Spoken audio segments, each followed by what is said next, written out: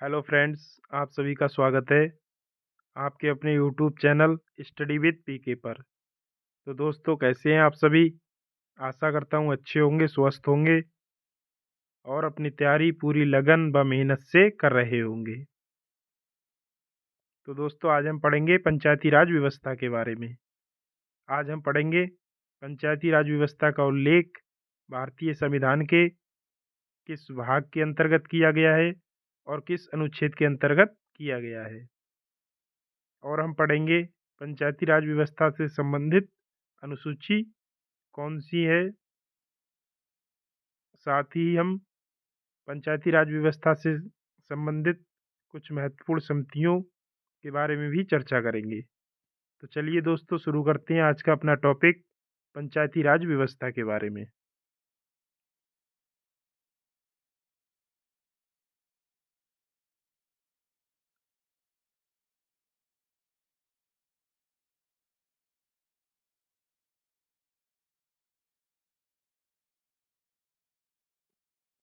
1957 में गठित बलवंत राय मेहता समिति ने ग्रामीण क्षेत्रों में त्रिस्तरीय पंचायत प्रणाली का सुझाव दिया था।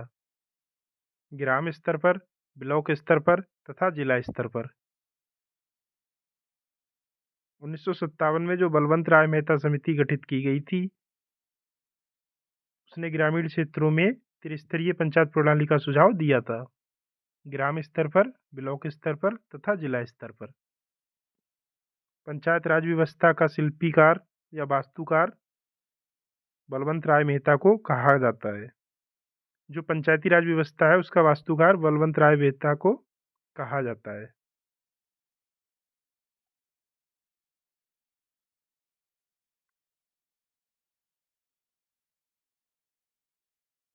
भारत में पंचायती राज व्यवस्था का उद्घाटन पंडित जवाहरलाल नेहरू ने 2 अक्टूबर 1959 को राजस्थान में किया था।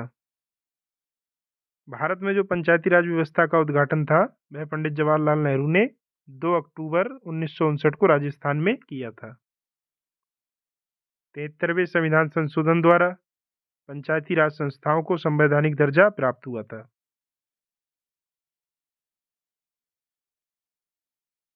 जो पंचायती राज संस्थाएं थीं, उनको संवैधानिक दर्जा 73वें संविधान संशोधन द्वारा मिला था। पंचायती राज्य को संवैधानिक स्थिति प्रदान करने की प्रथम स्पष्ट संस्तुति 1986 में लक्ष्मीमल सिंघवी समिति ने दी थी।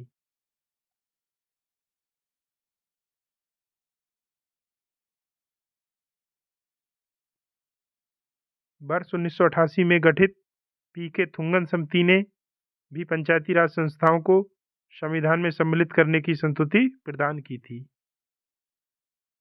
जो वर्ष 1988 में पीके थुंगन समिति गठित की गई थी, उसने भी पंचायती राज संस्थाओं को संविधान में सम्मिलित करने की संस्तुति प्रदान की थी।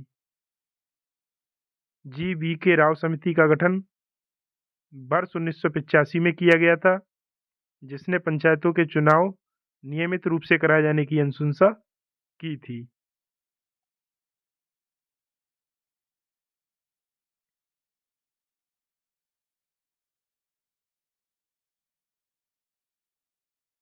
तिहत्तरवें संविधान संशोधन का अभी पालन करने वाला प्रथम राज्य मध्य प्रदेश है। अनुच्छेद 243 घ के क्लॉज 3 के अनुसार पंचायतों में तथा अनुच्छेद 243 ना के क्लॉज 3 के अनुसार नगर पालिकाओं में सभी स्तर पर महिलाओं को 1/3 आरक्षण प्रदान किया गया है।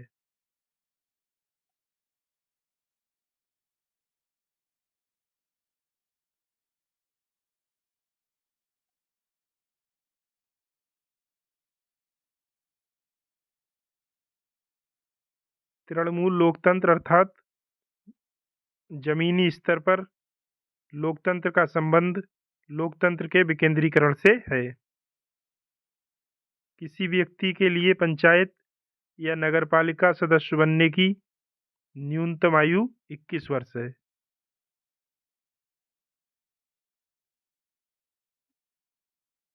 यदि किसी व्यक्ति की उम्र 21 वर्ष है तभी वह नगरपालिका या पंचायत का सदस्य बन सकता है। अनुच्छेद 243 टा के तहत पंचायतों के लिए कराए जाने वाले निर्वाचनों के लिए राज्य निर्वाचन आयोग की व्यवस्था की गई है।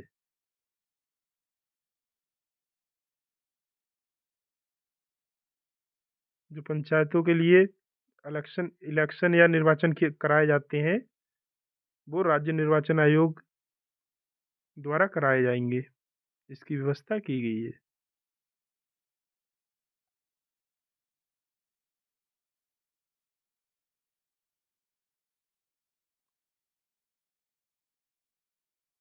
शहरी स्थानीय स्वशासन प्रणाली को 74वें संविधान संशोधन अधिनियम 1992 के द्वारा संवैधानिक दर्जा प्रदान किया गया।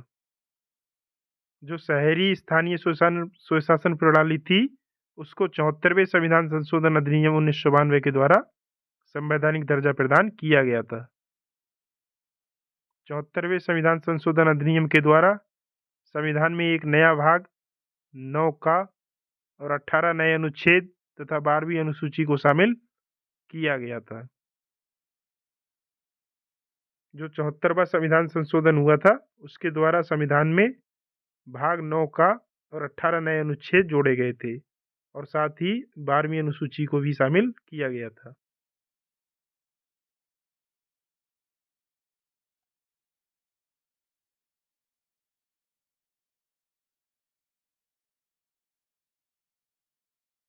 चौहत्तरवें संशोधन अधिनियम के द्वारा अनुच्छेद 243 था के तहत 3 प्रकार की नगर पालिकाओं का प्रावधान है, जिनमें नगर निगम, नगर पालिका परिषद तथा नगर पंचायत शामिल हैं।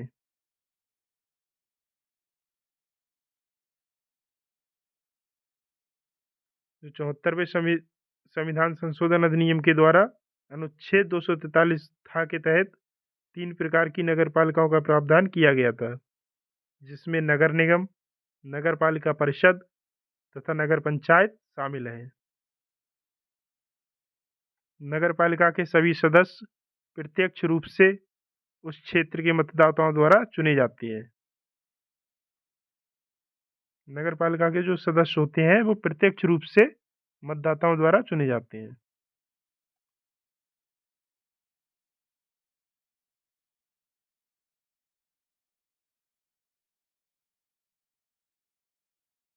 नगर पालिका का कार्यकाल 5 वर्ष निर्धारित है। नगर पालिकाओं के चुनाव का निर्देशन, नियंत्रण और प्रबंधन राज्य निर्वाचन आयोग के अधिकार में होता है। जो नगर पालिका के चुनाव का निर्देशन, नियंत्रण और प्रबंधन है वह राज्य निर्वाचन आयोग के अधिकार में होता है। 12वीं अनुसूची में कुल 18 विषयों का उल्लेख किया गया है, जिनका उत्तरदायित्व नगर पालिकाओं को सौंपा गया है। जो भारतीय संविधान की 12वीं अनुसूची है उसमें 18 विषयों का उल्लेख किया गया है, उनका उत्तरदायित्व नगर पालिका को सौंपा गया है।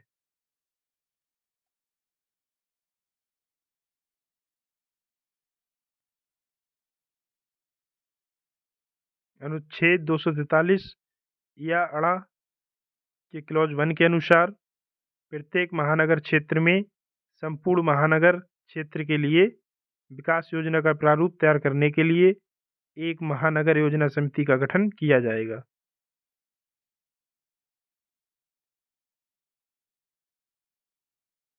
भारत में सर्वप्रथम नगर निगम 29 सितंबर 1688 को मद्रास में स्थापित हुआ था। भारत में जो पहली बार नगर निगम स्थापित हुआ था वह 29 सितंबर 1688 में मद्रास में स्थापित हुआ था।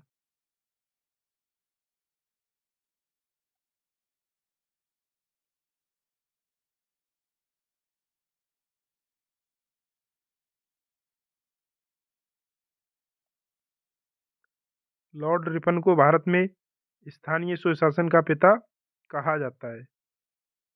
भारत में स्थानीय स्वशासन का पिता लॉर्ड रिपन को कहा जाता है। पंचायती राज प्रणाली को लागू करने वाला भारत का दूसरा राज्य आंध्र प्रदेश था। अशोक मेहता समिति का गठन दिसंबर 1977 में जनता पार्टी की सरकार द्वारा पंचायती राज संस्थाओं के संबंध में सुझाव देने के लिए किया गया। जो अशोक मेहता समिति का गठन था वह दिसंबर 1977 में किया गया था जनता पार्टी की सरकार द्वारा पंचायती राज संस्थाओं के संबंध में सुझाव देने के लिए।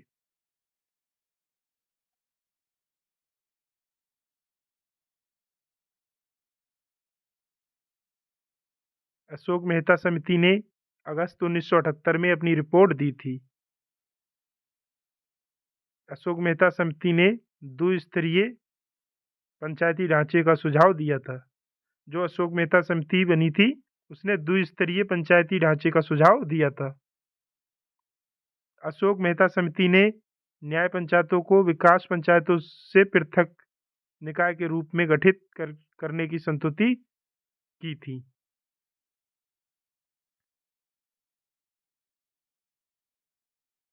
जो अशोक मेहता समिति थी उसने न्याय पंचायतों को ग्राम पंचायतों से पृथक निकाय के रूप में गठित करने की संस्तुति की थी।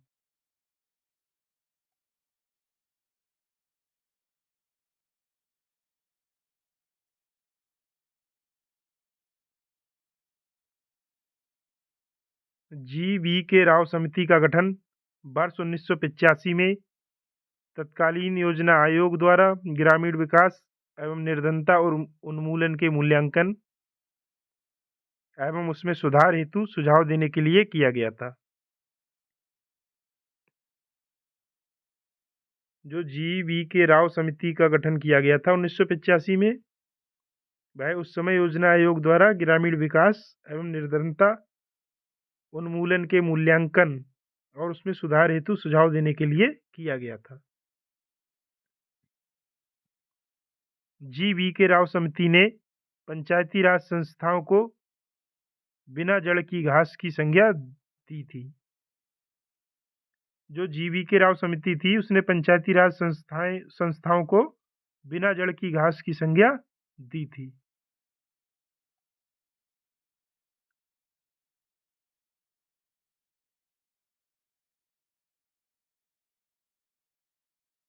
लोकतंत्र व विकास के लिए पंचायती राज संस्थाओं का पुनरुद्धार विषय पर एक अवधारणा पत्र तैयार करने के लिए वर्ष 1986 में लक्ष्मीमल सिंघवी समिति का गठन किया गया।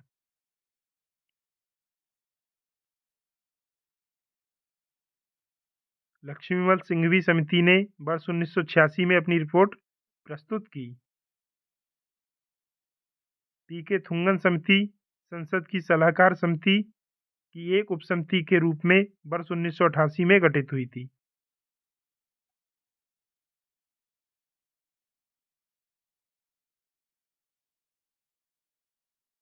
पंचायती राज संस्थाओं को प्रभावकारी बनाने के लिए वर्ष 1988 में BN गौडगिल की अध्यक्षता में गौडगिल समिति का गठन किया गया।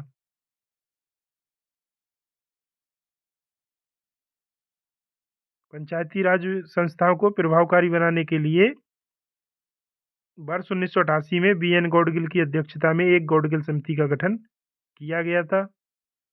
प्रत्येक वर्ष 24 अप्रैल को भारत में पंचायत दिवस के रूप में मनाया जाता है।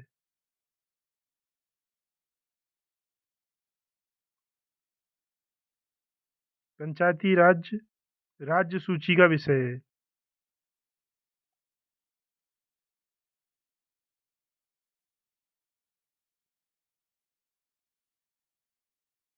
तिहत्तरवें संविधान संशोधन अधिनियम 1992 द्वारा भारत में त्रिस्तरीय पंचायती राज प्रणाली का प्रावधान किया गया।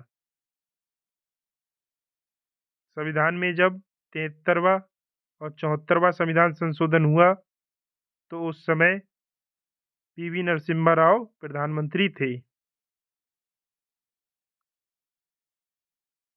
जब संविधान में 73वां और 74वां संविधान संशोधन हुआ था तो उस समय भारत के प्रधानमंत्री PV नरसिम्हा राव जी थे।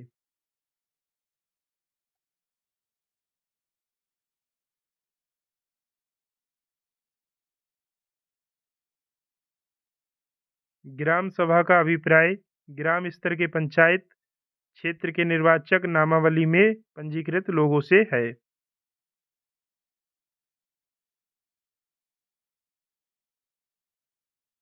संविधान की 11वीं अनुसूची में पंचायतों के लिए कुल 29 विषय निर्धारित हैं।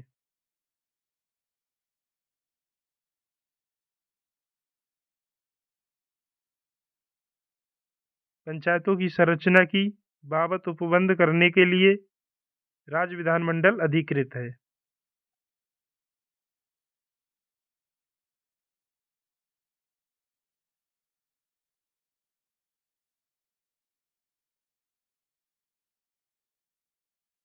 पंचायतों का कार्यकाल अपने प्रथम अधिवेशन से 5 वर्ष तक होता है।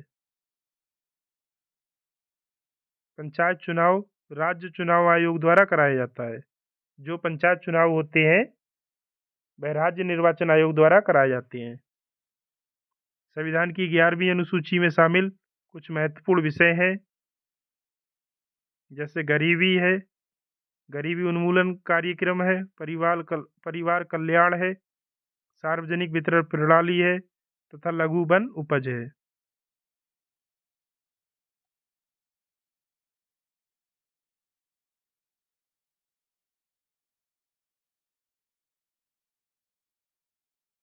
दुर्बल वर्गों का कल्याण, बाजार और मेले, अपारंपरिक ऊर्जा स्रोत तथा ग्रामीण आवास संविधान की 11वीं अनुसूची के विषयों में शामिल हैं। विघटन के पश्चात पुनर्गठित पंचायत केवल शेष अवधि तक कार्य करती है।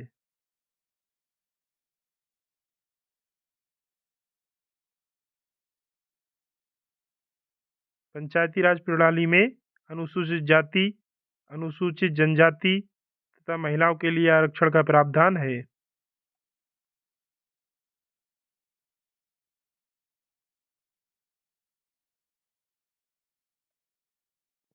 दिलीप सिंह भूरिया समिति की सिफारिश पर संसद द्वारा पेशा अधिनियम 1996 पारित किया गया।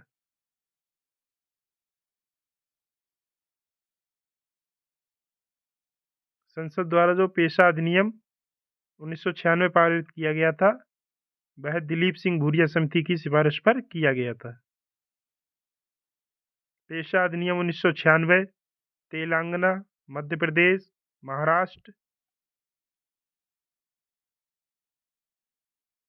राजस्थान, गुजरात आदि राज्यों में लागू है। पंचायतों से संबंधित प्रावधान मेघालय, नागालैंड तथा मिजोरम राज्यों में लागू नहीं होते हैं। पंचायती राज प्रणाली में पंचायत समिति खंड स्तर पर गठित होती है।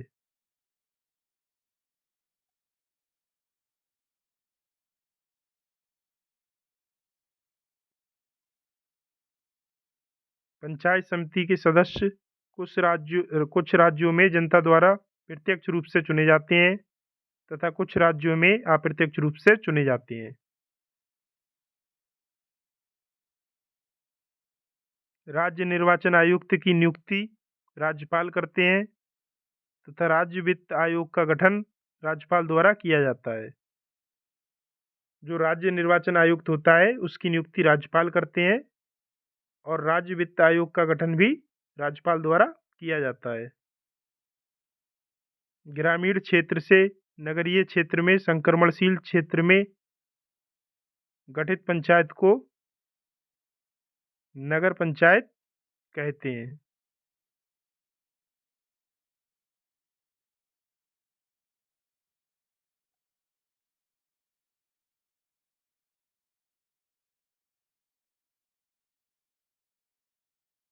नगर पालिका का चुनाव वयस्क मताधिकार के तहत होता है।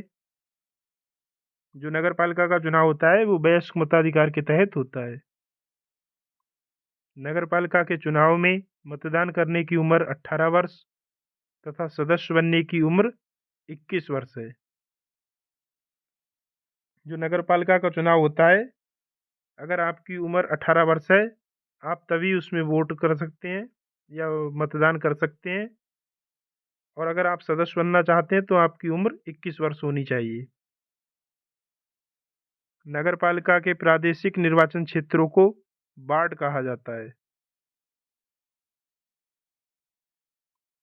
नगरपालिकाओं का कार्यकाल अपने प्रथम अधिवेशन से 5 वर्ष तक होता है।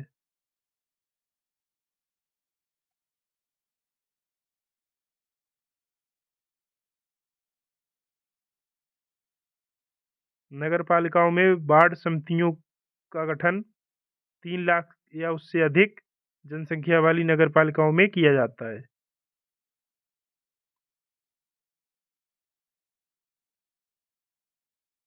नगरपालिकाओं में जो वार्ड समितियों का गठन किया जाता है वह 3 लाख या उससे अधिक जनसंख्या वाली नगरपालिकाओं में किया जाता है।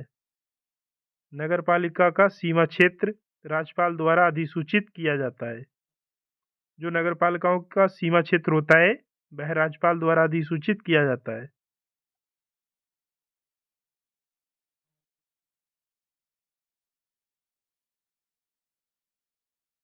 राज्य निर्वाचन आयोग एक संवैधानिक निकाय है।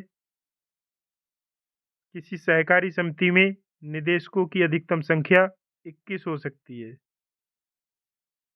भारत में सहकारी समितियों को संवैधानिक मान्यता वर्ष 2011 में प्राप्त हुई।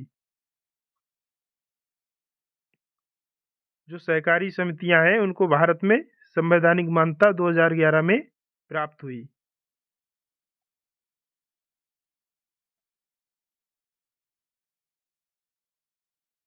भारत में सहकारी आंदोलन का जनक एफ निकोलसन को माना जाता है। भारत में सहकारी आंदोलन का जनक एफ निकोलसन को माना जाता है। संविधान में सहकारी समितियों से संबंधित प्रावधान 97वें संविधान संशोधन अधिनियम 2011 द्वारा जोड़ा गया।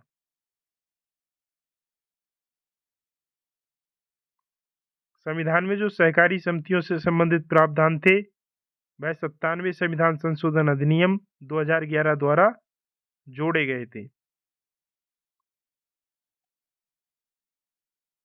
तो दोस्तों इसी के साथ आज का हमारा टॉपिक यहीं पर समाप्त होता है। अब हम करेंगे इससे संबंधित कुछ अभ्यास प्रश्न। तो चलिए दोस्तों शुरू करते हैं अभ्यास प्रश्न।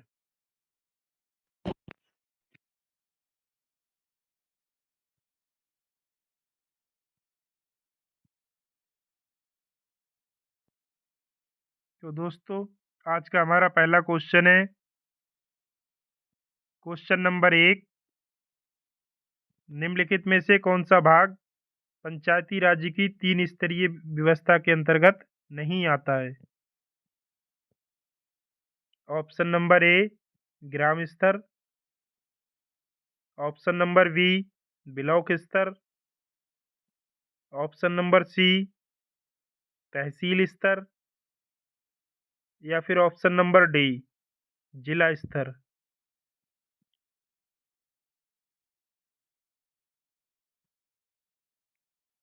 यह प्रश्न यूपीपीएससी जीआईसी एग्जाम 2015 में पूछा गया है।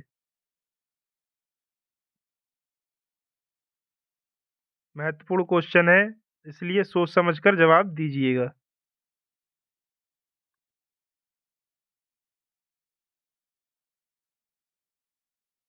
प्रश्न है निम्नलिखित में से कौन सा भाग पंचायती राज की 3 स्तरीय व्यवस्था से के अंतर्गत नहीं आता है? ऑप्शन नंबर ए ग्राम स्तर, ऑप्शन नंबर बी ब्लॉक स्तर, ऑप्शन नंबर सी तहसील स्तर या फिर ऑप्शन नंबर डी जिला स्तर।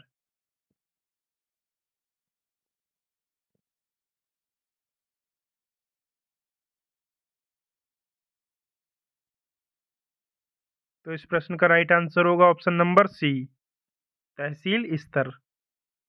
यह पंचायती राज व्यवस्था के अंतर्गत नहीं आता है। सर्वप्रथम बलवंत राय मेहता ने वर्ष 1957 में पंचायती राज पर अपनी सिफारिश प्रस्तुत की थी। जिसमें उन्होंने प्रजातांत्रिक विकेंद्रीकरण की सिफारिश की। इसके अनुसार 3 स्तरों पर पंचायती राज संस्थाओं का गठन हुआ था: जिला स्तर, ब्लॉक स्तर एवं ग्राम स्तर। तो इसका राइट आंसर हो जाएगा ऑप्शन नंबर सी, तहसील स्तर। यह पंचायती राज की त्रिस्तरीय व्यवस्था के अंतर्गत नहीं आता है। नेक्स्ट क्वेश्चन,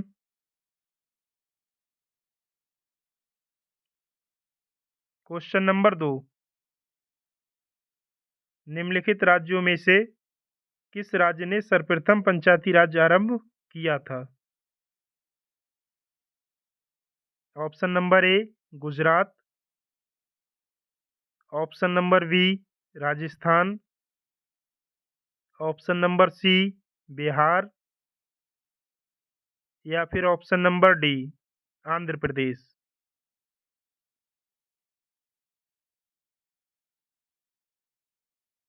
यह प्रश्न यूपीपीएससी जीआईसी एग्जाम 2012 में पूछा गया है और यूपीपीएससी जीआईसी आश्रम पद्धति एग्जाम 2012 में भी पूछा गया है।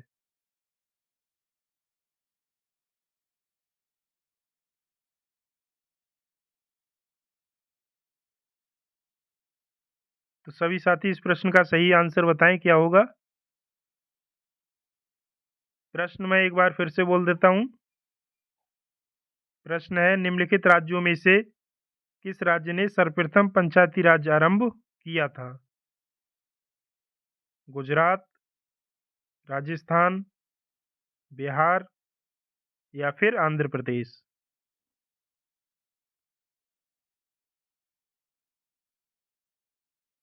तो इस प्रश्न का राइट आंसर होगा option number B, Rajasthan.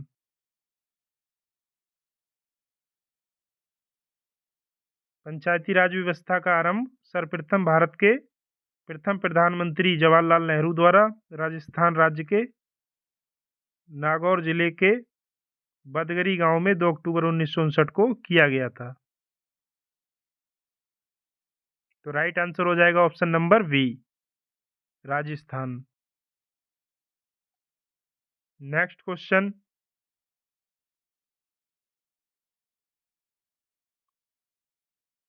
Question number 3, निम्नलिखित में से कौन सा ग्राम पंचायतों की आय का साधन नहीं है?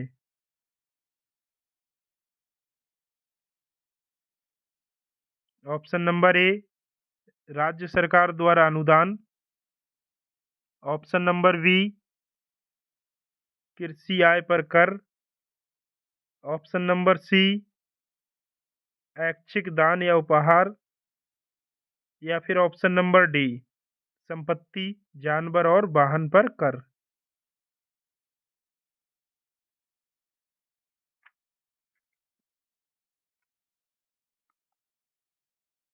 यह प्रश्न यूपीपीएससी जीआईसी एग्जाम आश्रम पद्धति 2009 में पूछा गया है।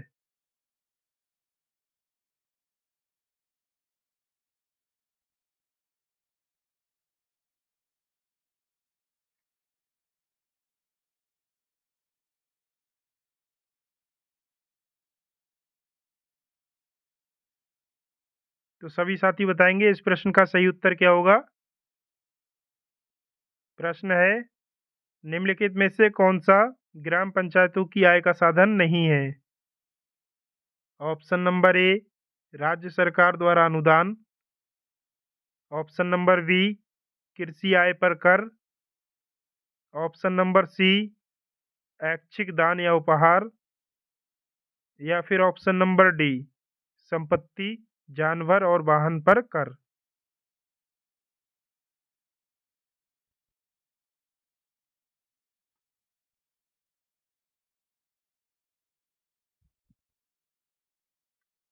तो इस प्रश्न का राइट आंसर होगा ऑप्शन नंबर बी, कृषि आय पर कर।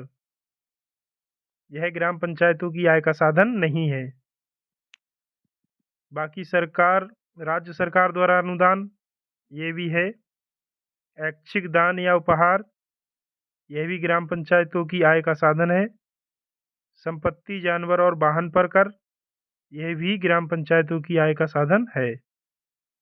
लेकिन जो ऑप्शन नंबर बी है, कृषि आय पर कर, यह ग्राम पंचायतों की आय का साधन नहीं है, इसलिए यही राइट आंसर हो जाएगा।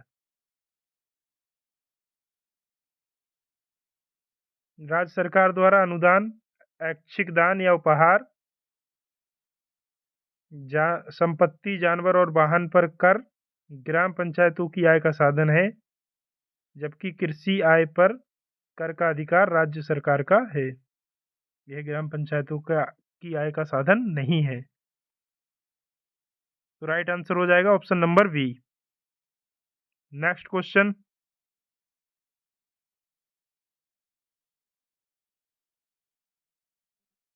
Question number 4। पंचायती राज से संबंधित निम्नलिखित समितियों को क्रमवार रखिए। नंबर 1 राव समिति। ऑप्शन नंबर 2 LM सिंघवी समिति। नंबर 3 BR मेहता समिति। नंबर 4 अशोक मेहता समिति।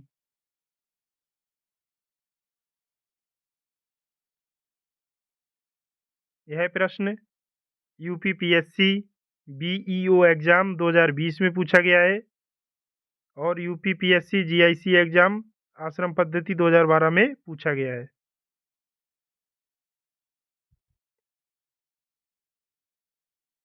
तो सभी साथी इस प्रश्न का सही उत्तर बताएं, क्या होगा। प्रश्न है पंचायती राज से संबंधित निम्नलिखित समितियों को क्रमवार रखिए। नंबर 1 राव समिति। नंबर 2 LM सिंघवी समिति। नंबर 3 BR मेहता या बलवंत राय मेहता समिति। नंबर 4 अशोक मेहता समिति।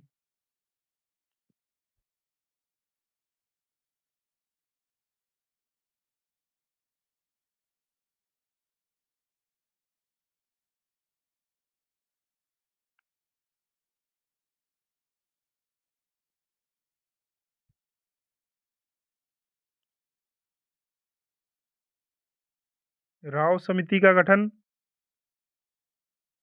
1985 में हुआ था। LM सिंघवी समिति का गठन 1986 में हुआ था और बलवंत राय मेहता या BR मेहता समिति का गठन 1957 में हुआ था और अशोक मेहता समिति इसका गठन 1977 में हुआ था। तो सभी साथी बताएं इस प्रश्न का सही उत्तर क्या होगा।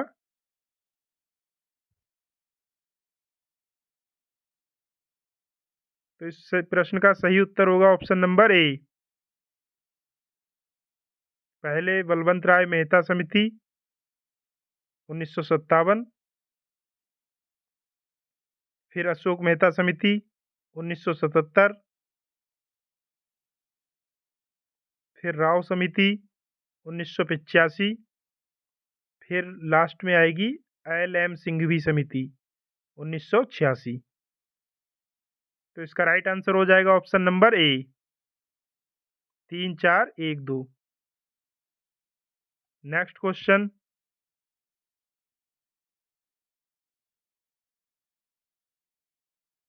Question number 5। भारतीय संविधान के निम्नलिखित में से किस संशोधन ने पंचायतों को संवैधानिक दर्जा प्रदान किया। ऑप्शन नंबर ए 71वां संविधान संशोधन। ऑप्शन नंबर बी 72वां संविधान संशोधन। ऑप्शन नंबर सी 73वां संविधान संशोधन या फिर ऑप्शन नंबर डी 74वां संविधान संशोधन।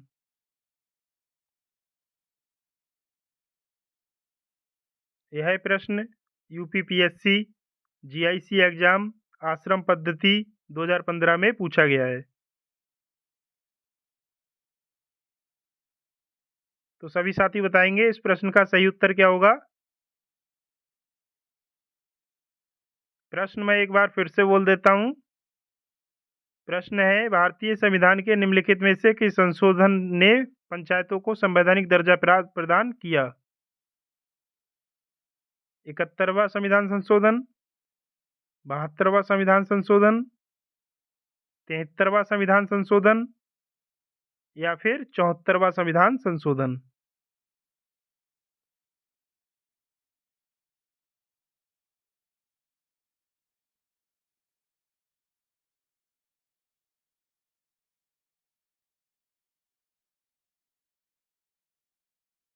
तो इस प्रश्न का राइट आंसर होगा ऑप्शन नंबर सी, 73वां संविधान संशोधन। 73वें संविधान संशोधन 1992 के द्वारा पंचायतों को संवैधानिक दर्जा प्रदान किया गया। इसका प्रमुख उद्देश्य स्थानीय जनता के विकास में जनभागीदारी एवं लोकतांत्रिक विकेंद्रीकरण को सुनिश्चित करना था। तो राइट आंसर हो जाएगा ऑप्शन नंबर सी, 73वां संविधान संशोधन। नेक्स्ट क्वेश्चन,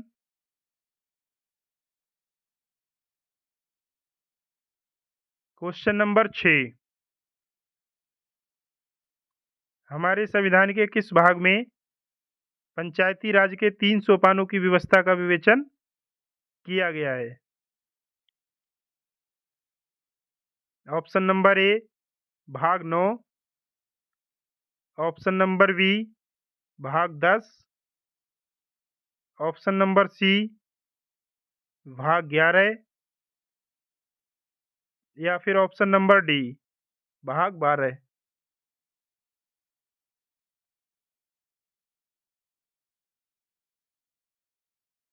यह प्रश्न यूपीपीएससी एलटी ग्रेड एग्जाम 2018 में पूछा गया है।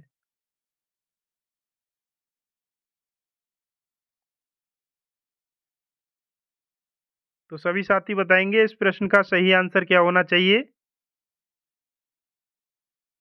प्रश्न है, हमारे संविधान के किस भाग में पंचायती राज के 3 सोपानों की व्यवस्था का विवेचन किया गया है? भाग 9, भाग 10, भाग 11 या फिर भाग 12?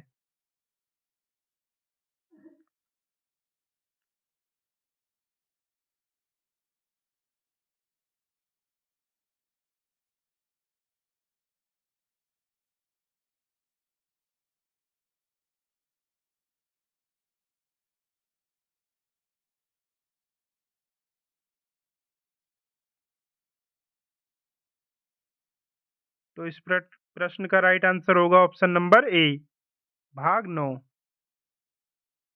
भारतीय संविधान के भाग 9 में अनुच्छेद 243 से 243 अड़ा तक पंचायती राज के 3 सोपानों का वर्णन किया गया है।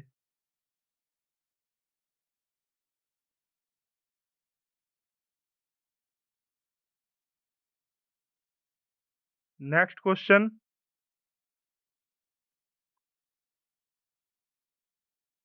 Question number 7।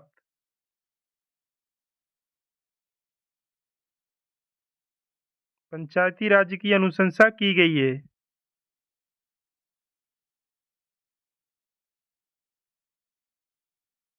ऑप्शन नंबर ए 1935 के भारत सरकार अधिनियम द्वारा, ऑप्शन नंबर बी 1942 के क्रिप्स मिशन द्वारा, ऑप्शन नंबर सी 1947 के भारतीय स्वतंत्रता अधिनियम द्वारा या फिर ऑप्शन नंबर डी बलवंत राय मेहता समिति रिपोर्ट द्वारा।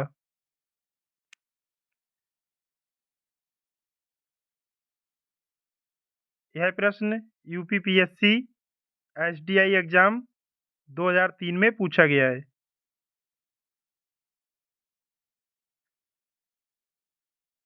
तो सभी साथी बताएंगे इस प्रश्न का राइट आंसर क्या होना चाहिए। प्रश्न है, पंचायती राज की अनुशंसा की गई है।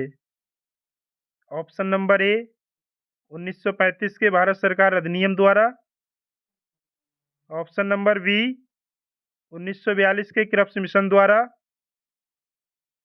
ऑप्शन नंबर सी 1947 के भारतीय स्वतंत्रता अधिनियम द्वारा, या फिर ऑप्शन नंबर डी, बलवंत राय मेहता समिति रिपोर्ट 1957 द्वारा।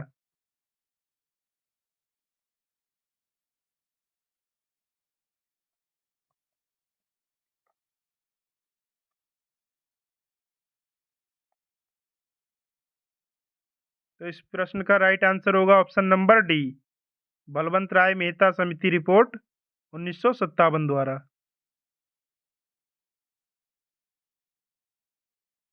पंचायती राज्य की अनुशंसा बलवंत राय मेहता समिति रिपोर्ट 1957 द्वारा की गई थी।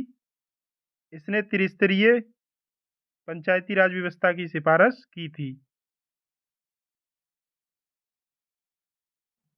तो राइट आंसर हो जाएगा ऑप्शन नंबर डी, बलवंत राय मेहता समिति रिपोर्ट 1957 द्वारा। नेक्स्ट क्वेश्चन,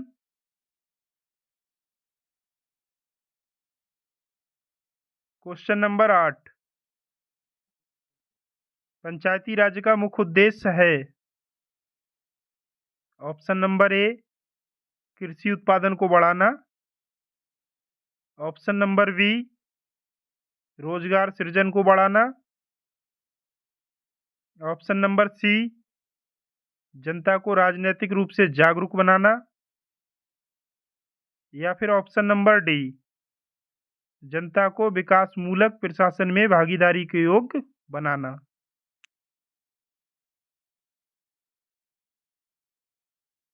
यह प्रश्न यूपीपीएससी एसडीआई एग्जाम 2003 में पूछा गया है। तो सभी साथी बताएंगे इस प्रश्न का राइट आंसर क्या होगा। प्रश्न है, पंचायती राज का मुख्य उद्देश्य है। ऑप्शन नंबर ए, कृषि उत्पादन को बढ़ाना। ऑप्शन नंबर बी, रोजगार सृजन को बढ़ाना। या फिर ऑप्शन नंबर सी, जनता को राजनीतिक रूप से जागरूक बनाना।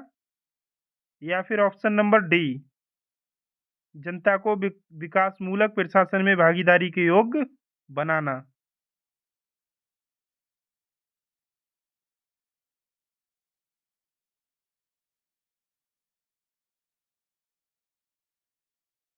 तो इस प्रश्न का राइट आंसर होगा ऑप्शन नंबर डी, जनता को विकासमूलक प्रशासन में भागीदारी के योग्य बनाना। पंचायती राज्य का मुख्य उद्देश्य जनता को विकासमूलक प्रशासन में भागीदारी के योग्य बनाना है।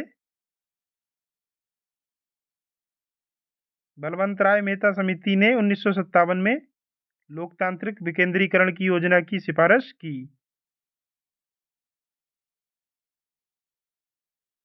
तो राइट आंसर होगा option number D. Next question,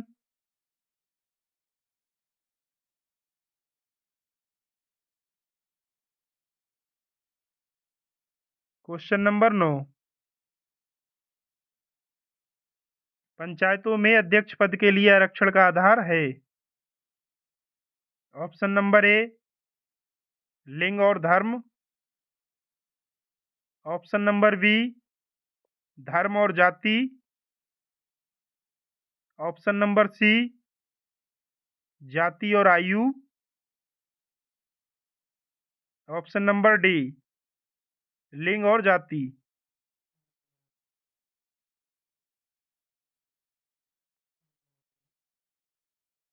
यह प्रश्न यूपीपीएससी एसडीआई एग्जाम 2006 में पूछा गया है।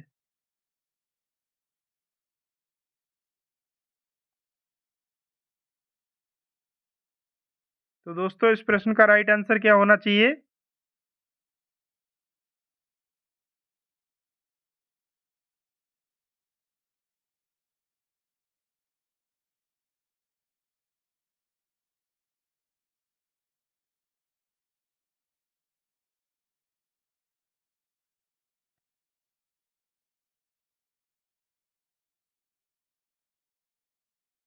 तो इस प्रश्न का राइट आंसर होगा ऑप्शन नंबर डी, लिंग और जाति। पंचायतों में अध्यक्ष पद के लिए आरक्षण का आधार लिंग और जाति है।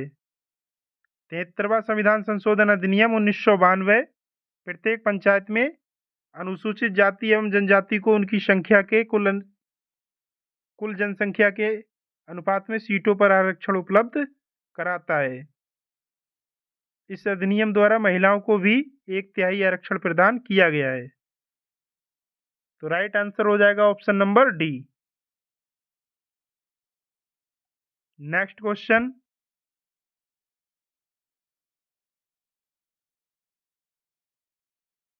Question number 10।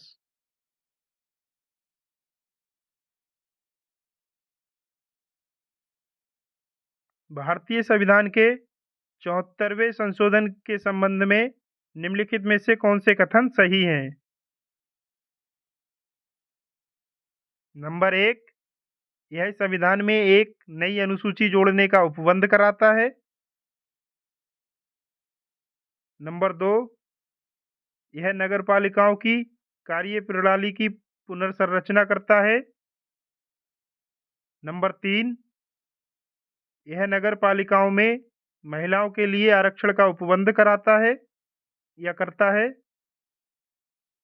नंबर 4, यह केवल कुछ निर्दिष्ट राज्यों में ही प्रयोज्य है। नीचे दिए गए कूट से सही उत्तर का चयन कीजिए। ऑप्शन नंबर ए 1, 2 और 3 सही हैं। ऑप्शन नंबर बी 1, 2 और 4 सही हैं। या फिर ऑप्शन नंबर सी 1, 3 और 4 सही हैं। या फिर ऑप्शन नंबर डी 2, 3 और 4 सही हैं।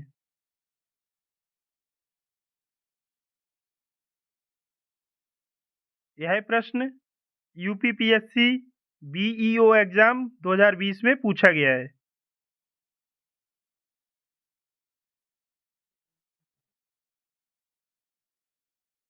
तो सभी साथी बताएंगे इस प्रश्न का सही उत्तर क्या होगा।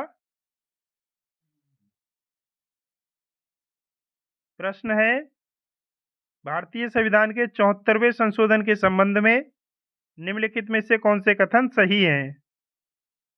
नंबर 1, यह संविधान में एक नई अनुसूची जोड़ने का उपबंध करता है। नंबर 2, यह नगरपालिकाओं की कार्य प्रणाली की पुनर्संरचना करता है। नंबर 3, यह नगरपालिकाओं में महिलाओं के लिए आरक्षण का उपबंध करता है। नंबर 4, यह केवल कुछ निर्दिष्ट राज्यों में ही प्रयोज्य है। नीचे दिए गए कूट से सही उत्तर का चयन कीजिए। ऑप्शन नंबर ए 1, 2 और 3 सही है। ऑप्शन नंबर बी 1, 2 और 4 सही है। ऑप्शन नंबर सी 1, 3 और 4 सही है। या फिर ऑप्शन नंबर डी 2, 3 और 4 सही है।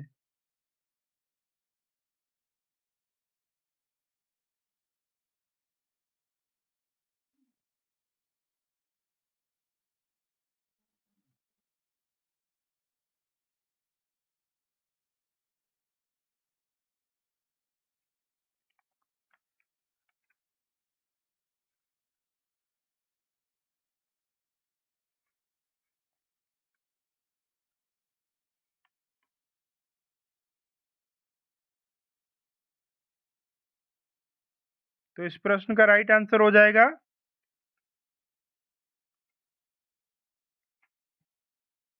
ऑप्शन नंबर ए 1, 2 और 3 सही है।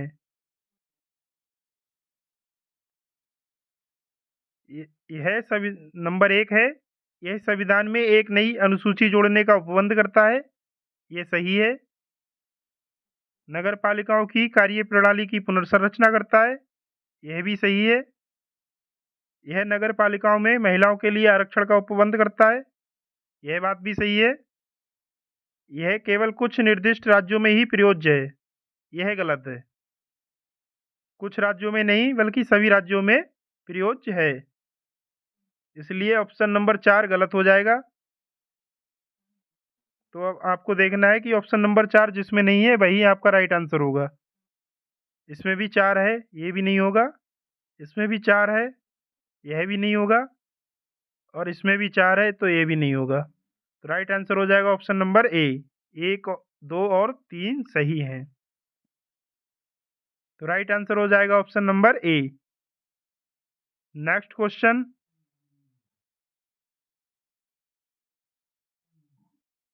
तो दोस्तों ये था हमारा आज का लास्ट क्वेश्चन। इसी के साथ आज का हमारा सेशन यहीं पर समाप्त होता है। अगर क्लास पसंद आई हो तो क्लास को लाइक करना और कमेंट करके ज़रूर बताना क्लास कैसी लगी, और चैनल को सब्सक्राइब करना ना भूलें। तो चलिए दोस्तों, आज का सेशन यहीं पर समाप्त होता है। आपसे मिलते हैं नेक्स्ट सेशन में नेक्स्ट टॉपिक के साथ। तब तक के लिए आप हंसते रहिए, मुस्कुराते रहिए और अपनी तैयारी करते रहिए। जय हिंद।